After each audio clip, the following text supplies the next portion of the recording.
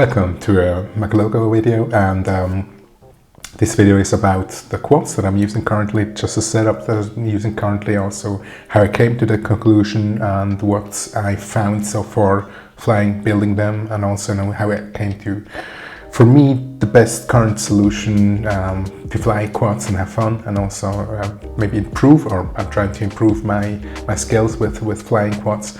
Not anymore the youngest person. Slowly going towards 50, so it's not that easy anymore to improve, but practice and having fun will surely help. So if we look at the setup that I'm using, basically what I'm flying are these two quads here.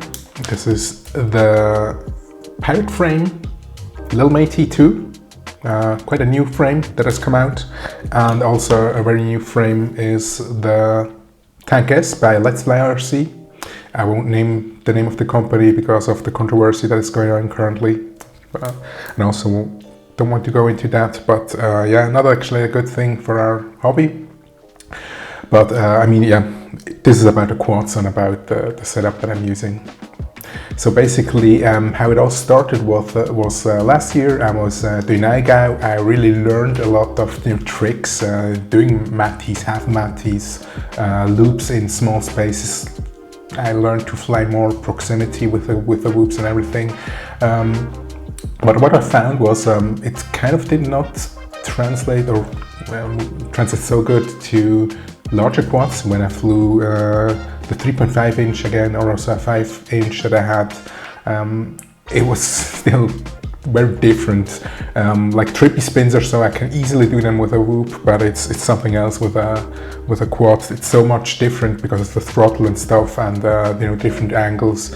So basically, I was also afraid to just break stuff. With the whoops, you can just throw them around, and it doesn't matter. You can easily fix them. They won't break that easily. Also, batteries are cheap and stuff. So yeah, it was basically it was cool, to actually know what stick inputs you need to do certain tricks, and that certainly helps. But it kind of didn't take away the fear of crashing, the fear of breaking stuff.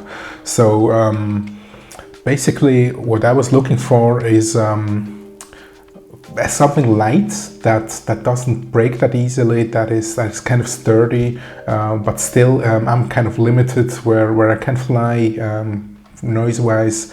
For me, 5 inch doesn't work very well. There's only a few spots where I can go. It's only at a few times that I can go. So 3.5 would be the best thing.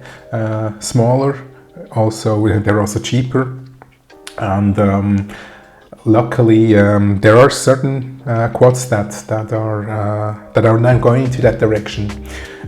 Also, one thing that held me back was, of course, I had to undergo surgery. I had a benign tumor that's in my head that need to be removed at the beginning of this year. But all that went well. I went to hospital, came back again, and then basically the urge came again to start flying, to go out. And so you kind of, if you're not feeling that well, then you actually, most of the time, yeah, I think you see the good sides, or you're looking forward to enjoy the things that you really like to do. And FP is certainly one thing that I was really looking forward to. And luckily, it was near the year, so basically the stabilization was a little bit hurt, or a little bit, it needs to be to establish again. But it was very quick that I could actually watch FPV videos again with all the crazy movement and stuff, where others, normal people that aren't used to it, they get sick if they watch these FPV freestyle videos. And I could watch them, and it didn't affect me. So it was good, because when the head is still, you don't need that stabilization that is coming from your ears. So that's why I could easily, early already start flying FP again. So basically, also one thing that I think may be interesting for certain people who are sub 250, sorry, for the States, let's say. Here in Europe, I'm living in Switzerland. We are having the we adopted the EU regulations for the quads, and so basically for us sub 250 isn't that much of an issue, because as soon as you have got a camera, a recording camera, then you anyway need, or you're under certain regulations. You just need to do certificate basically, and you need to have a registered number for your quad, where it's just to make sure that you're insured if anything happens, and basically the rules. But otherwise, it's pretty open still for us to fly. We do not have to have any remote ID or so. But for, let's say, for the States, it's also, I think 3.5 inch is also a sweet spot. You can fly with, let's say, Moonlight or 03 and have 4K, or even any Vista, Walksnail, HD0 or analog, and you can easily, with analog, you can easily get below 250. HD0 also, Walksnail, Vista, easy, but let's say with 03 and with Moonlight, you basically have to shave down a little bit weight, and I think that is often the issue, that is the weight that is basically making the quad sturdy. Like here, both of these quads have got 4 millimeters of carbon arms and TPU parts, and this makes the quad, of course, a little bit heavier. My setups are basically both around 300 grams, because also I'm flying larger packs. Not larger packs. I'm flying 720 HV packs. I've also been testing HV and normal packs. I had 750 Tattu that were I went away from these because these packs are whopping 15 grams lighter, and you basically with less weight and HV, you get basically a longer flight time with these than I had with these. So that's also a lesson learned for me. Yeah, and the thing was, so what frame did I want to get to be able to get a rugged frame, and that was the pirate frame that I saw. I can show you here. If you look at the frame, to see that it's focused maybe, you can see there is a aluminium guard. These are the 4 millimeters of carbon. You can fly them also with TPU guards, and also for all these parts with TPU stuff. Also, you could even shave weight by using smaller antennas here. I didn't do it yet, but I maybe go with something like this, short. Like you cut basically the Walksnail antennas and only put the small part of these tubes inside, and then it's much shorter, and you save a little bit of weight and also make it sturdier. Reception for me wasn't an issue, because I'm not flying far away. Let's say I'm not flying more than maybe 500 meters or more, or a kilometer, and anyway you have much more range with these modern HD systems, also even HD0 or analog. That's not actually an issue. So what I looked at was sturdy frames, and at that time the Tanq-S came out. Let's Fly RC. Sean created or designed it, and I think he did really a lot of testing, a lot of thought went into it, and you can also see here the motors are really well protected. I've crashed it quite a lot, and so far didn't break anything. I had bent props and stuff, no issue, but so far both quads, and you can see here with small marks on next to the cam. I want to protect these ND filters because you need to Walksnail ND filters. They weren't that easy to get. Now you can order them, that's no issue, but this is perfect, for actually saving the cam, which is, as I said, cam or the ND filter are hard to get. But that's perfect. So that was important, that the frames are do protect the gear that I'm carrying. Also for me to have confidence to do more tricks, you know, just try tricks. You need to, it's basically normal if you want to learn something new with such a quad. You basically crash a few times. That's how you learn. I'm also trying to learn the basic tricks on the sim. And I would just do it and until I get confident. Just the movement is in my muscle memory. Then I go out and try it on some object, and that's maybe also the thing where I struggle a little bit. There is not that much. We do not have bandos in Switzerland, and there is not that much places where you can fly and where you can find certain obstacles. But yeah, we just tried some.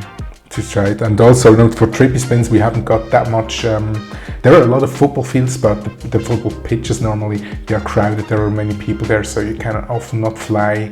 So you need to find some places where there's maybe a high tower or something like that. And let's say bandos are in Switzerland basically non-existent. Anything that gets that is old gets basically torn down and rebuilt. There's something new, or they basically tear it down and there's nothing. There's just concrete or so,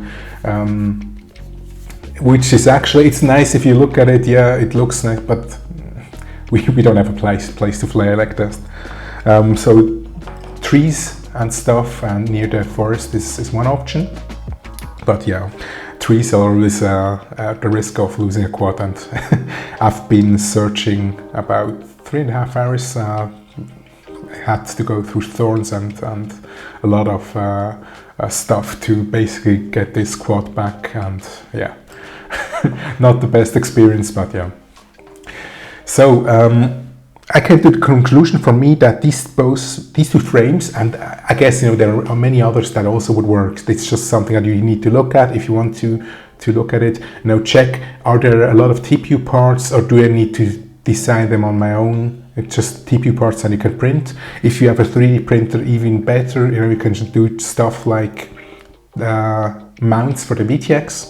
Basically, these are available for both these frames. Piratframes really went out of the way. I asked them, hey, is it possible to get a Moonlight VTX mount? And the guys are awesome. They asked me, can you basically test for us? They will make a prototype, send it to me. I could print it out, check if it fitted, and I gave the feedback. And this is basically the first version. The second version that they fixed has slightly notches here where it fits underneath. So that was really cool, and basically you can help them get a product that they can actually sell, or also provide STL files for other pilots.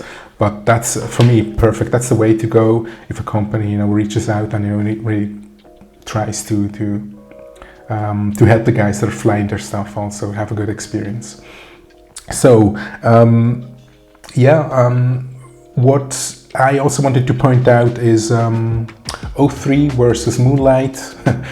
Also a thing that I think many have also discussed, or I've seen a lot of discussions. I've been flying both, and I mean, I like 03, but I'm just not the DJI guy.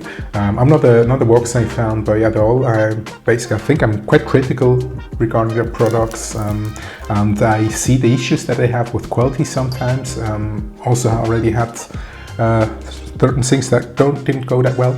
Basically, of 4 Moonlight kits that I had ordered, one was broken, DOA from the beginning on, but I could reach out to the shop where I bought it, and they talked to CADX, and they got a replacement VTX that they sent. It took some time. I think it was about a month or so, but I got it replaced without having to send back the faulty VTX, and that's okay.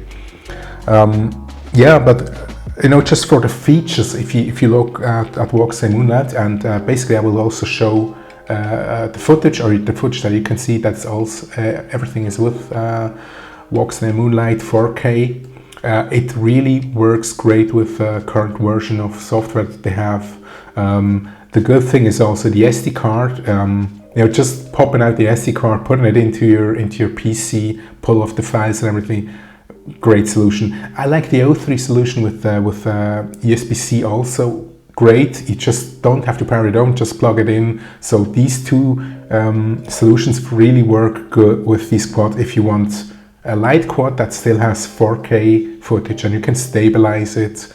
And there's maybe a slight benefit if you're using the Moonlight kit, the stabilization, just the data that you get, and basically it's a one click and it's stabilized.